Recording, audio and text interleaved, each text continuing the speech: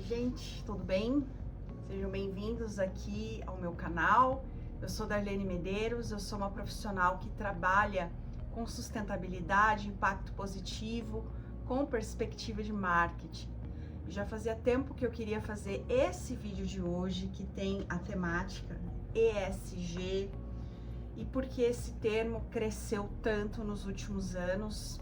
E eu vou trazer para vocês uma perspectiva que é realista, né? Fala da minha realidade, mas também que traz aqui alguns aspectos importantes para você que é um profissional que trabalha com essa temática, ou enfim, é um empreendedor com um propósito, assim como eu, tá buscando gerar impacto positivo realmente através dos seus produtos, negócios, suas ações, e eu espero que vocês gostem. Não deixe de assistir os outros conteúdos que já estão aqui no YouTube, deixa seu like, assina aqui o canal, porque isso me ajuda bastante a levar esse conteúdo mais longe.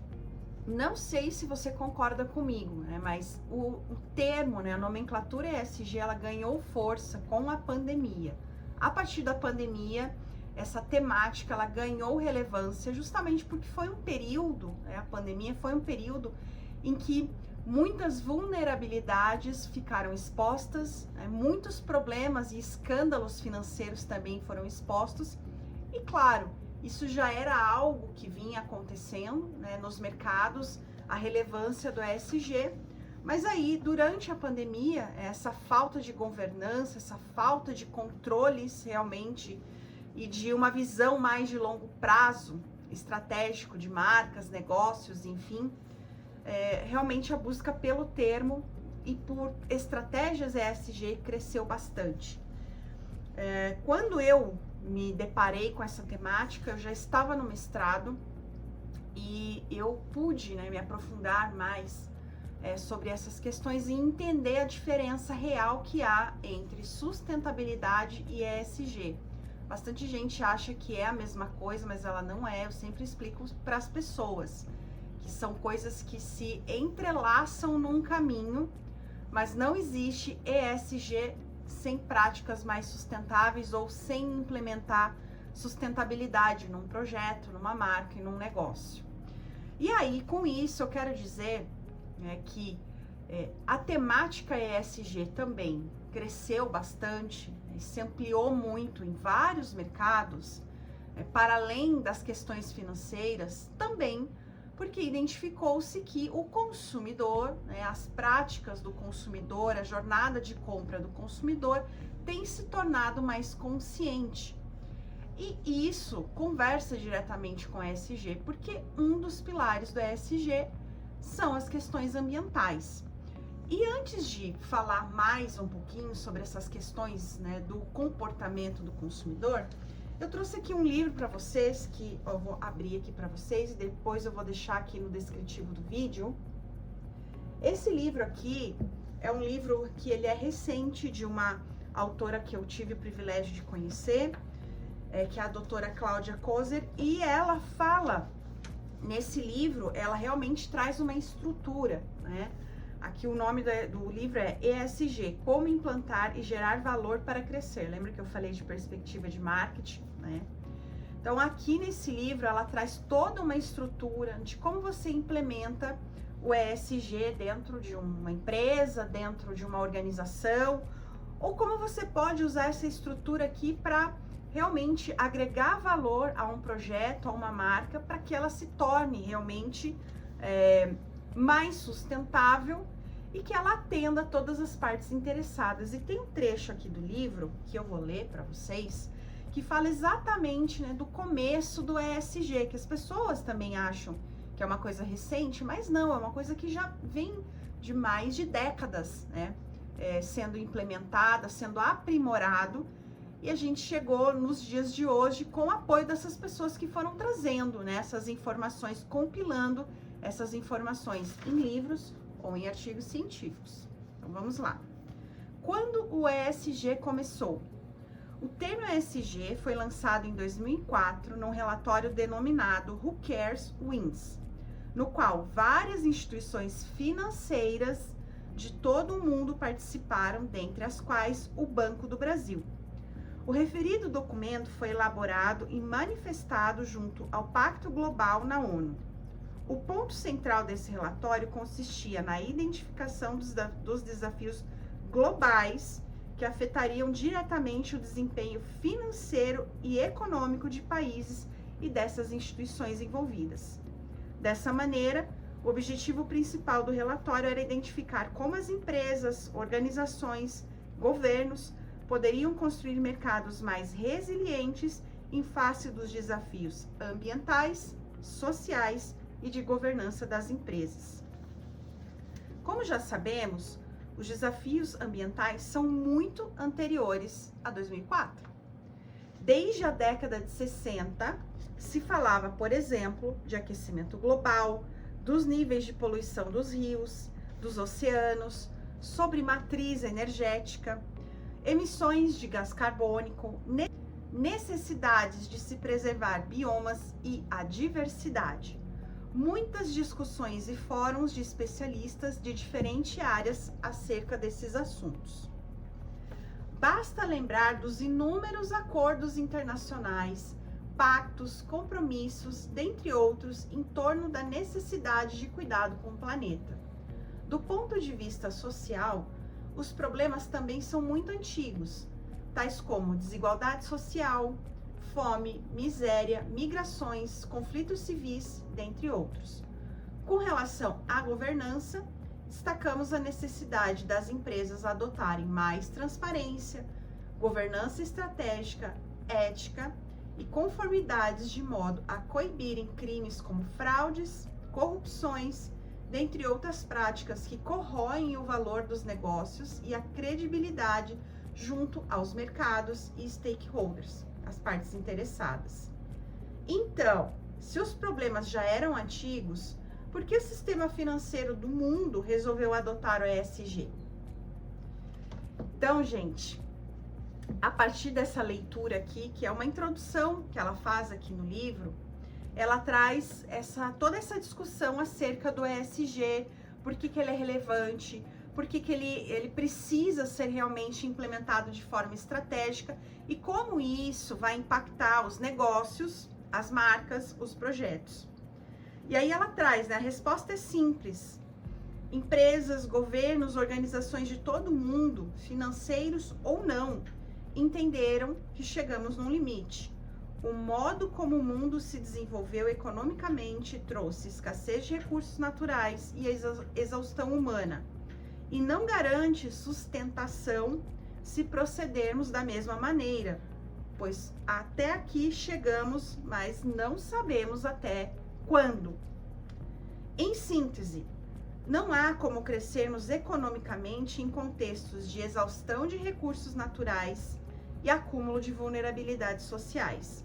Daí a importância da governança ser importante e ser uma corresponsabilidade que todas as empresas precisam assumir. Já a pandemia escancarou muitos problemas que a gente já convivia, só que naquele contexto, naquele momento, realmente viu-se a importância, né, de estruturar estratégias para se antever aos problemas que já são existentes e que precisam ser minimizados, problemas ambientais, problemas sociais, além das questões financeiras, porque toda empresa, todo negócio, o mundo gira em torno da lucratividade, do capitalismo, e é assim que é. Então, dando esse contexto, esse cenário para vocês, né, esses aspectos ambientais, sociais, né, e de governança das empresas, das marcas, eles passaram a ser vistos sobre um outro prisma, né, sobre um outro olhar, até mesmo por conta da cobrança, né, que passou a acontecer dos mercados e do próprio público que consome produtos e serviços dessas marcas, dessas empresas. Com isso, marcas e empresas passaram a se interessar mais para entender realmente como implementar, como incluir realmente o ESG como uma parte estratégica da empresa para trazer essas informações para o público. A empresa passar a comunicar esses dados como uma forma de demonstrar que ela se importa, que ela tem um compromisso. Porém, como eu já trouxe para vocês no comecinho do vídeo, na minha perspectiva, e depois de ler vários livros sobre o tema, vários artigos científicos que tratam sobre isso também, não existe ESG estruturado sem uma cultura organizacional que contempla práticas sustentáveis, a sustentabilidade em si aplicada na prática daquela organização, daquela marca, daquele projeto. E é aí que geralmente a gente esbarra em muitos aspectos problemáticos. Porque lembra que eu disse que tudo é uma perspectiva também de marketing? E uma das formas que as empresas, marcas e organizações vêm, né, implementando de forma bem capenga, né, essas práticas ou esses aspectos dentro dos seus projetos e das suas rotinas, é apenas o mínimo necessário para convencer o consumidor de que ele tem algum compromisso, né, com sustentabilidade, com informações que passam por comprovações, por questões éticas. E esse, para mim, é um grande problema, né, que eu enfrento aqui no meu dia a dia como profissional de sustentabilidade. Experiência nesses últimos anos, né, atuando, né, com esses temas e prestando serviço, criando marcas, né, que incluem o propósito para além do lucro financeiro, na sua estratégia, é que realmente o ESG, né, a sustentabilidade sozinha, ela não se vende. É preciso ser feito todo um trabalho de marketing, de branding, de posicionamento, de comunicação, que leve essa informação para o público, né, que a empresa adota práticas, respeita práticas, valida, né, comprova. Mas, infelizmente, nem tudo que se comunica ou que se afirma é uma prática verdadeira, que é um problema real, né? Porém, é a forma como muitas marcas, e até eu posso falar com propriedade, porque eu implementei na prática, né, essa forma de criar uma marca do zero com DNA de sustentabilidade e ver essa marca ganhar corpo, ver essa marca ser reconhecida, me trazer frutos, me trazer retorno de várias formas, por informar um compromisso com sustentabilidade, né? Eu aprendi na prática e sei do risco que é quando você informa, né, que contempla isso dentro da sua estratégia, das suas ações e do seu dia a dia, né, na rotina do dia a dia, do que você entrega. Eu sei o preço e o que isso pode causar. Mas, infelizmente, tem muitas empresas, muitas marcas, muitas organizações que não levam isso tão a sério. Mas, fato é, ESG vende, sustentabilidade vende, e as empresas e muita gente sabe usar muito bem essa narrativa, essa forma de expor o seu compromisso para poder trazer valor para a marca, né? Ganhar espaço, ganhar mercado e até vender mais, mesmo que fazendo greenwashing. Eu fiz um vídeo recentemente que eu vou deixar linkado aqui para vocês conferirem, né? O Guia do Sebrae 2025, ele traz em vários momentos, né, essa preocupação que o mercado tem e que os consumidores têm cada vez mais sobre os aspectos de sustentabilidade, sobre consumo consciente, sobre questões éticas, né, a forma como é feito realmente todo esse processo, né, de adesão ao ESG e como ele é entregue, né, como ele é realmente executado. As pessoas estão cada vez mais informadas sobre isso e cada vez mais antenadas na forma como todas as organizações conduzem tudo isso.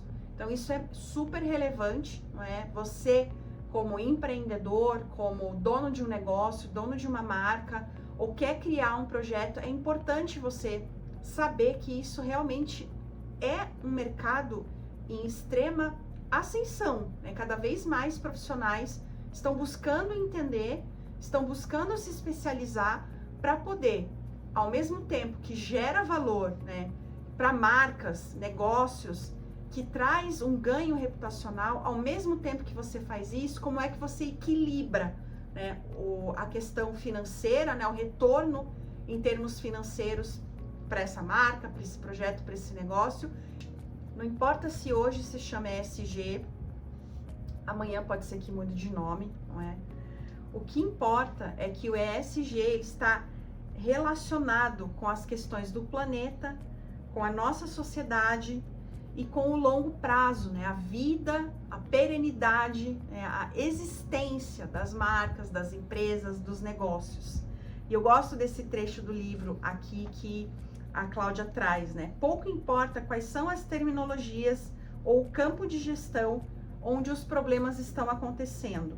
É necessário que as lideranças tenham consciência da urgência de assumirem compromissos cada vez mais consistentes que equilibrem perenidade dos negócios a partir da sustentabilidade dos recursos naturais e a responsabilidade sobre as relações com as pessoas e com as comunidades onde elas estão operando.